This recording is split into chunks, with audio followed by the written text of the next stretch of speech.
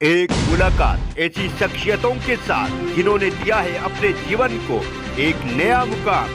रूबरू कराएंगे ऐसी कुछ हस्तियों के साथ एक खास शख्सियत के साथ मुलाकात जयदेव पटेल के साथ नंबर 1 इंडिया न्यूज पर। नमस्कार व्यूअर्स, मैं जयदेव पटेल और आप देख रहे हैं नंबर 1 इंडिया न्यूज। आपका एक बार फिर स्वागत है एक खास शख्सियत के साथ मुलाकात प्रोग्राम में। आज हमारे साथ खास सामान है बिहार पुलिस के अतिरिक्त पुलिस महानिदेशक मुख्यालय एडीजीपी जितेंद्र सिंह गंगवार। जितेंद्र सिंह जी, आपका बहुत बहुत स्वागत है आज हमारे प्रोग्राम में। जी, आपका बहुत बहुत शुक्रिया, आपने ये प्रोग्राम किया। जितेंद्र सिंह जी, आपसे हमारा पहला सवाल है कि बेगूसराय के बाद कल भागलपुर में फायरिंग की घटना हुई जिसमें एक सिल्क कारोबारी की मौत हो गई, तो वही बेगूसराय की जो घटना है जिसमें 9 लोग घायल हो गए, तो वही एक की मौत हो गई। दोनों ही घटनाओं में अब तक की ताजा अपडेट क्या है और कितने लोगों की गिरफ्तारी हो चुकी है? देखिए, बेगूसराय की घटना हम सब लोगों के लिए बहुत महत्वपूर्ण घटना हुई है, असाधारण घटना हुई थी। अपराधकर्मियों ने फायरिंग करते हुए कई लोग उसमें घायल हो गए और एक व्यक्ति की मृत्यु भी हो गई, लेकिन इसको चुनौतीपूर्ण तरीके से लिया हमने।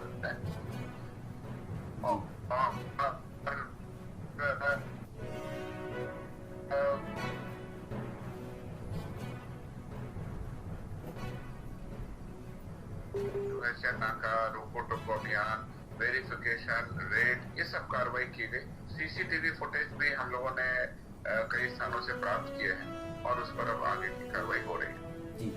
जितेंद्र जी, दोनों ही घटनाओं में क्या आप मानते हैं कि पुलिस की लापरवाही रही और इसी कारणों से आरोपी इस घटना को अंजाम दे पाए? देखिए, पुलिस की प्रेजेंस सभी जगह थी, ऐसा नहीं है कि पुलिस की प्रेजेंस नहीं थी। पुलिस की प्रेजेंस रोड पर थी और बेगूसराय के इंसिडेंट में भी पुलिस की गश्ती गाड़ियां थी, लेकिन उतने सक्रियता से या उतनी तत्परता से वो कार्रवाई चेकिंग का अभियान नहीं कर पा रही थी, जिससे अपराध कर्मी ने फायरिंग की और वो तेजी से मोटरसाइकिल से निकलते चले गए। तो हर मोटरसाइकिल को रोकना संभव ही नहीं होता है, लेकिन फिर भी अगर कुछ गाड़ियों को चेक करते, कुछ इन्फॉर्मेशन लेते तो शायद उसको रोक पाते। हमने उस पर कार्रवाई की है और 7 डिफरेंट जो हमारी पुलिस पेट्रोलिंग पार्टी थी उसके जो इंचार्ज थे उनको हम लोगों ने सस्पेंड भी किया है बेगूसराय इंसिडेंट। जितेंद्र सिंह जी, अब तक की प्रारंभिक जांच में इन घटनाओं के पीछे की मुख्य वजह क्या आप लोगों के सामने आई है और इन दोनों ही घटनाओं का आपस में कनेक्शन है क्या, और इन घटनाओं के पीछे क्या मंशा है? क्या कोई साइको है ये लोग या फिर कोई आतंकवादी कनेक्शन था या फिर लोगों के अंदर एक दहशत फैलाने का जो एक मकसद था इनका? देखिए, अभी प्रथम दृष्टया जो बात सामने आई है उसमें किसी साइको किलर या इस तरह की कोई आतंकी नेटवर्क की कोई बात अभी तक प्रकाश में नहीं आई है। सभी पॉइंट्स पर हम इन्वेस्टिगेशन कर रहे हैं, सभी घायलों से पूछताछ हुई है, जो उस इलाके में उस समय लोग थे उन सभी से पूछताछ हुई है। तो अभी तक हम लोग अनुसंधान को आगे बढ़ा रहे हैं। 4 FIR उसमें दर्ज हो गई और ये मुख्य रूप से अपराध कर्मियों द्वारा की गई घटना है, जिसका मुख्य उद्देश्य समाज में जो है वो आतंक फैलाना या जिसे कहते हैं कि अपनी एक तरह से भय पैदा करने का हो सकता है। लेकिन चूंकि अभी अनुसंधान किया जा रहा है, इसमें अंतिम रूप से हम कुछ कह पाएंगे। दूसरा जो इंसिडेंट भागलपुर का है वो बिल्कुल इससे अलग है। दोनों डिस्ट्रिक्ट जो है दूसरे से काफी दूर है और इन दोनों घटनाओं का आपस में कोई ऐसा कोई कनेक्शन अभी नहीं है। जितेंद्र जी, विपक्ष लगातार सवाल खड़े कर रहा है कि बिहार में लॉ एंड ऑर्डर नाम की कोई चीज नहीं है, बिहार में एक बार फिर से जंगल राज की शुरुआत हो गई है। इस पर आप क्या कहेंगे, क्योंकि इस तरह की एक के बाद दूसरी घटना के सामने आने से कहीं ना कहीं पुलिस पर सवाल निशान खड़े होते हैं? देखिए, बिहार पुलिस जो भी आपराधिक घटनाएं हैं उसमें लगातार कमी ला रही है। लगातार हमारा अपराध का ग्राफ कम हो रहा है।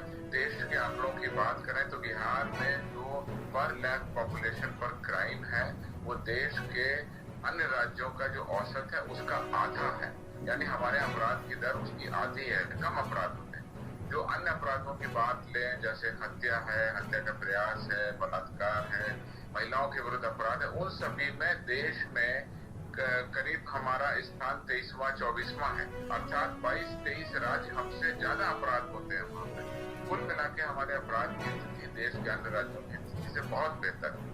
दूसरी सकून की बात यह है कि अपराध में लगातार कमी देखी जा रही है। जनवरी, फरवरी, मार्च से लेके इधर देखें तो उसमें भी लगातार कमी आ रही है।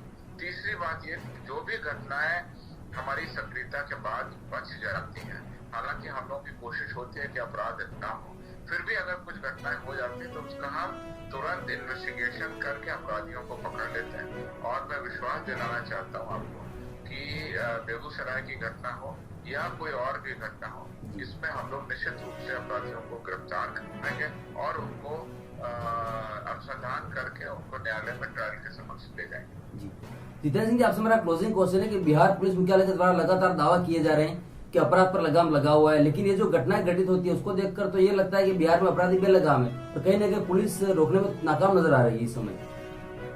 देखिए, पुलिस की प्रेजेंस लगातार बनी हुई है और हम लोग लगातार कार्रवाई करते हैं। बिहार की जनसंख्या 12 करोड़ से ऊपर और इतनी बड़ी जनसंख्या के लिए पुलिसिंग करना हमेशा चुनौतीपूर्ण कार्य रहता है। बिहार पुलिस उस चुनौती के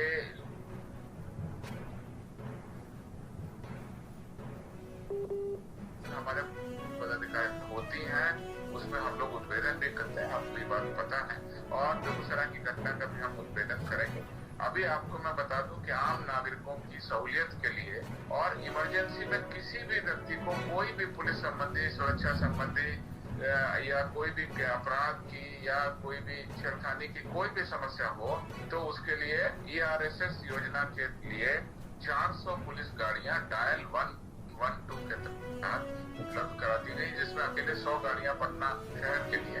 तो कोई भी नागरिक किसी भी आपातकालीन स्थिति में, इमरजेंसी में 112 केवल छोटा सा नंबर है, 112 डायल कर सकता है किसी भी लैंडलाइन फोन से, मोबाइल फोन से। वो हमारे सेंट्रल कंट्रोल रूम में नंबर जाता है, उसके बाद में जो उसके पास में नियरेस्ट व्हीकल होता है वो वहां पर पहुंच जाता है। और ऐसे तमाम सहूलियत के चीजें थी जो हम लोगों ने आम जनता के लिए उपलब्ध कराई है। तो ये भी हमारा एक बहुत बड़ा पहलू है जो आम नागरिकों को तुरंत मदद करता है या कोई भी इमरजेंसी सिचुएशन में उनको हेल्प भी करता है। और कई सारे अपराध की घटनाएं रुक पाई हैं इस हमारे जो 112 की जो व्हीकल्स है, जो जगह जगह आप देखेंगे पटना में या बाकी शहर में जगह जगह चौक चौराहों पर जो बिजी प्लेसेस है वहां पर, शॉपिंग मॉल के सामने, सब जगह हमारी गाड़ियां हमेशा खड़ी रहती हैं। और इन गाड़ियों में हमारे 24 घंटे के जवान तैनात हैं और ये 3 पाली शिफ्ट में काम होता है। एक चीज आपको और बता दें, पूरे कंट्री में बिहार नंबर 1 राज्य है जहां पर सबसे ज्यादा महिला पुलिस कर्मियों का रिक्रूटमेंट किया गया। और इन गाड़ियों पर भी महिला और पुरुष दोनों की ड्यूटी लगती है और ये हमेशा बिल्कुल एक्टिव नजर आती है। जी जितेंद्र सिंह जी, नंबर इंटरव्यू के समय निकाला उसके लिए आपका बहुत बहुत धन्यवाद।